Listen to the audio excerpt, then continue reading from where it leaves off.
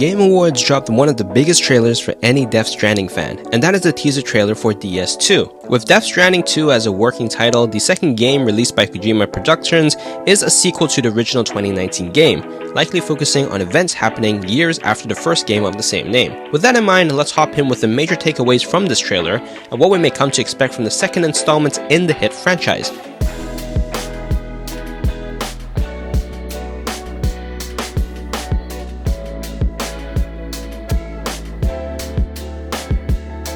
But before we begin, this video will contain spoilers from the first game to help better understand the trailer for DS2. So with that out of the way, let us hop right into it.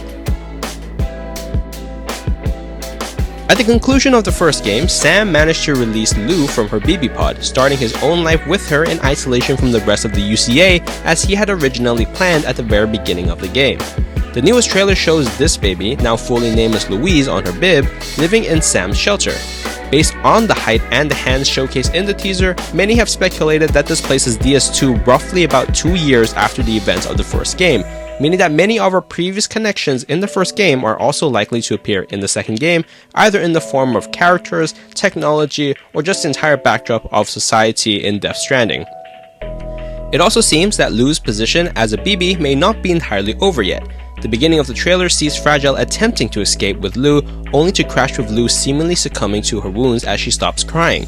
Not only does it appear that, once again, there is the BB in repatriation, but it also seems that there is another thing in the BB pod. The trailer has showed a red mass developing within the abandoned BB pod, turning out into the shape of Lou, including the wings on the back of her bib.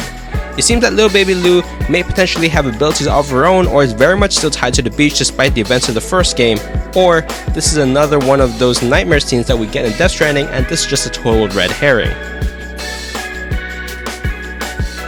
Many fans of Death Stranding initially theorized that Elle Fanning will be joining the franchise as a grown-up Lou, many years into the future of the world of Death Stranding. However, the trailer seems to refute this, with Lou very much still in her infancy.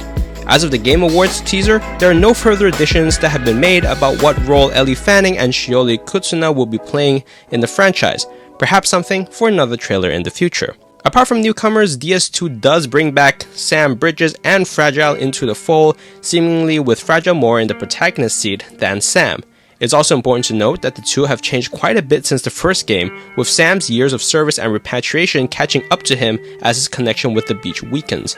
Fragile is also now taking care of Lou, showing that she is now one of Sam's most trusted allies, and both will continue to play a pivotal role in the story of Death Stranding. Another returning character is Higgs. Despite not showing his face, Troy Baker, who portrays Higgs in the first game, is returning to the fold. There are currently hints that the Higgs is once again the head of the antagonistic organization, meaning Higgs has somehow escaped his life of solitude on the beach at the end of the previous game and is back to wreak havoc in service of a higher being. Others have suspected that Amelie will be making a return in DS2, as the appearance of the leader of the antagonistic group seems to bear a strong resemblance to her, both wearing the Cupid as well as the hair design. Some have also theorized that this means that Higgs and Amelie will be working together again in some capacity, much like the first game, and maybe we'll be getting more about the story and more about these connections at a later point in time.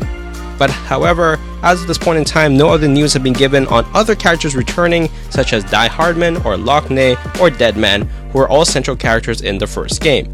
Even so, more than just characters are making a comeback in the sequel, and those are the organizations.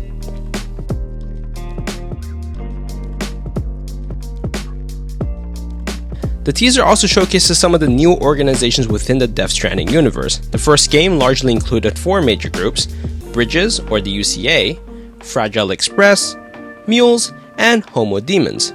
None of these organizations have been expressly showcased in the teaser, but instead new organizations have seemingly emerged from the history of the game. The most notable is obviously Drawbridge, an organization that Fragile seemingly works for or works with. The logo design and the text is reminiscent of Bridges, which suggests that Drawbridge will be a bridge or Fragile Express for our gameplay in DS2. Either as a merger or a distinct partnership in this universe, Drawbridge will likely be the staging ground for any new technology and overarching plot progressions in DS2. Another notable organization is the mysterious APAC, an organization mentioned only in the last leg of the teaser trailer. It wasn't the UCA that made the final decision. It was was APAC, a private corporation. What we do know from the trailer is that APAC is a private corporation who either had a hand in the UCA or were controlling things in the shadows. As they state at the very end of the trailer, the UCA wasn't Bridges' call to make, suggesting they may have also been taking a backseat from the events of the first game, but are now choosing to appear and execute their grand plan. And finally, there's the new antagonistic group, which, as mentioned before, is likely headed by Higgs. Instead of the black and green uniform of the Home of Demons from the first game, the new group sports a new shade of red, with an idol that many believe is a representation of Amelie, or the sixth extinction entity. The mysterious coffin they hold also is similar to the BB pods, suggesting there is more than meets the eye when it comes to the new group. With no more massive hints at what the story has so far, we can only look at the trailer and see how things have changed since the last game. For starters, the world is a lot more rockier and sandier than the first game, with elements of sand being shown early on, and Sam's shelter being situated in a dry and rocky area, in large contrast with the grass and greeny areas as well as the snowy areas that we see in the very first game. Even with the beach being cut off from the world as well, the physics of the world are not as they were since before the Death Stranding. There are still gravity-defying structures that we can see early on, and cow technology has advanced to the point where a ship can literally spawn right out of a gyro bowl in front of Sam's eyes. Furthermore, it seems that many of the problems in the first game are still bleeding over to this one. Issues with the extinction entity still arise as people are seemingly worshipping it as a cult, while foreign forces pose a threat to both Fragile and Sam, people who are armed and dangerous and willing to kill. It seems despite Amelie's best efforts to quote-unquote save the world at Sam's request, many of the impacts of the Death Stranding are still felt in DS2, potentially further shaking up the already changed landscape. Throughout the trailer, there's also hints that cutting off the beach did not 100% remove the dooms of people as well.